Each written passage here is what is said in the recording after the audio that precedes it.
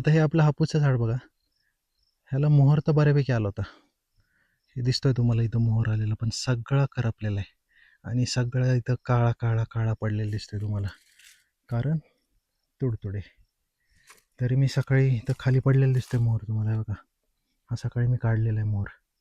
आता इथं जर मी हात जरी लावला ना, तर तुम्हाला तुडतुडे पडल्याचा आवाज येईल. हे बघा.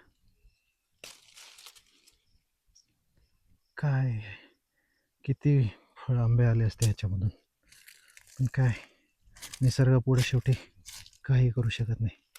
सगळं आता तोडून फेकायला लागतंय.